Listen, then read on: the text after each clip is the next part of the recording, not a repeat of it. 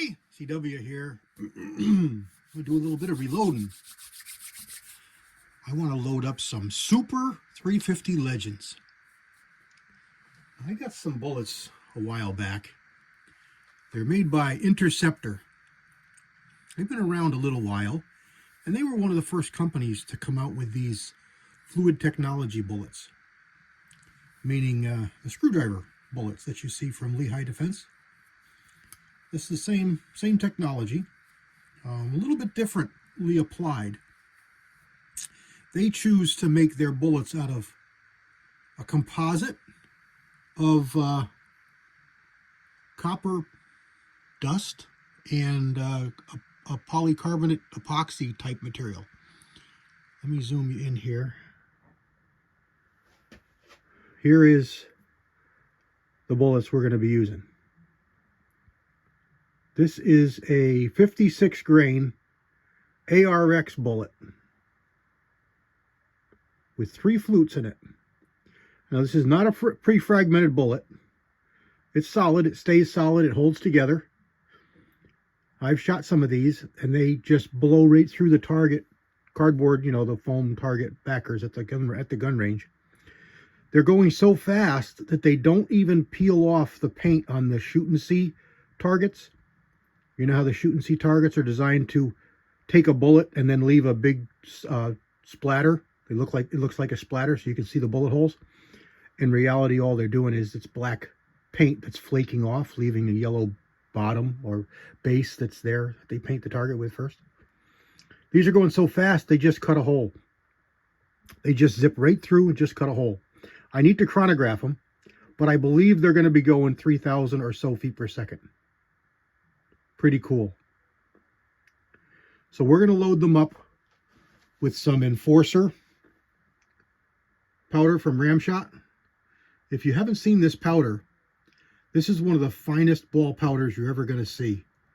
It's incredibly fine. I've got 27 cases here. These are all Winchester. Now this one is marked in red, and we have 2 more marked in red down there because they had very loose primer pockets, and I'm going to throw them away after this firing. They're fine, but I don't want to have them mixed in with the other ones. All the cases have been annealed, prepped, cleaned, trimmed, and are ready to go. I've got the RCBS powder measure set to crank out the powder charge, which I'm not going to tell to you guys. You have to figure it out on your own. But let's see if I can show you this powder without spilling it. Let me zoom you in. Crazy fine grain. Like the finest grain powder you're going to find. Pretty cool stuff. I'll put the powder in the case. I'll zoom you back out. Now I've done a lot of the prep on these cases, so this is not the complete process of how to reload this. We're abiding by YouTube's rules. So I've fully prepped these cases off screen. I've done a couple other things to these cases off screen that any of your reloaders know are required to be done before you can reload. But I've omitted all that for the safety. I've even flared the cases with this M die, and I can show you that. What the M die does is it's a certain sized, specifically sized mandrel that goes inside the case and makes a little ledge that your bullet fits in and holds it perfectly straight and square. So when you seat it, it's got a perfectly straight and square entrance into the case. And you pull it out, it got a little pop. It goes in so perfect. Pop. I really like them for my cast bullets, and I use them for some jacketed bullets too. I believe we're set up here with the next die, which is the cedar die.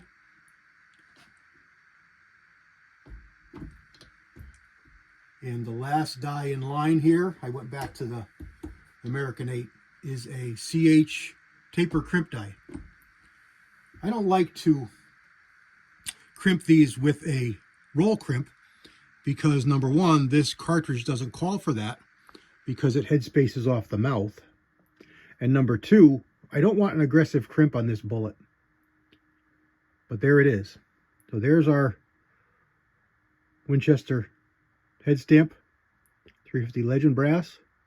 And again, it's red because we're going to toss it out. It has too loose for me primer pocket. And then annealed case and seated bullet. So we're just going to go through here and do all the rest of these exactly the same. It's nearly a full case of powder. It's not really compressed, but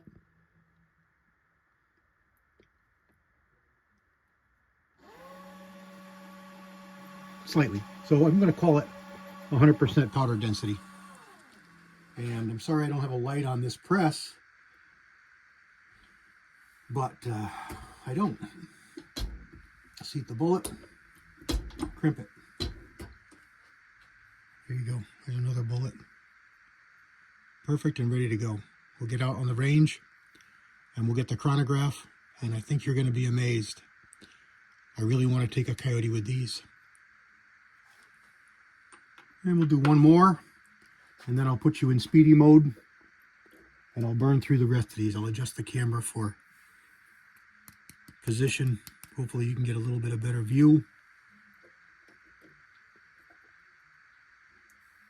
Why doesn't this want to run powder for me like it's supposed to? I'll have to check the setup.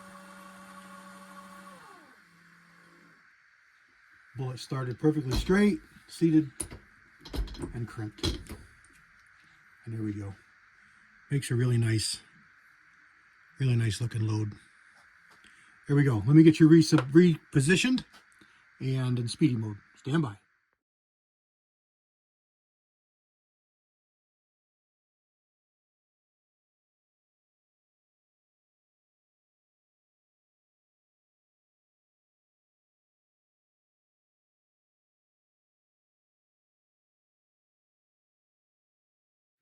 And here's the final one.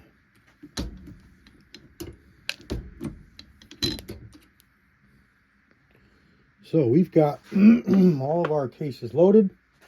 We're going to run a few of them through the checker. Stand by.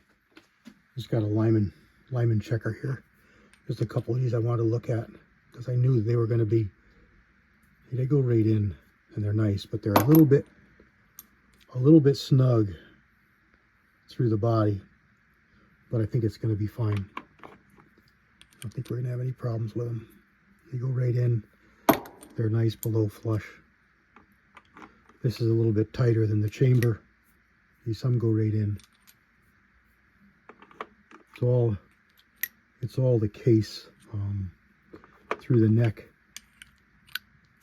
Yeah, we're going to be fine. And there we go.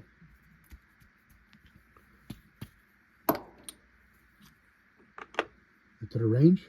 We'll have a video on that. God bless everybody. CW out.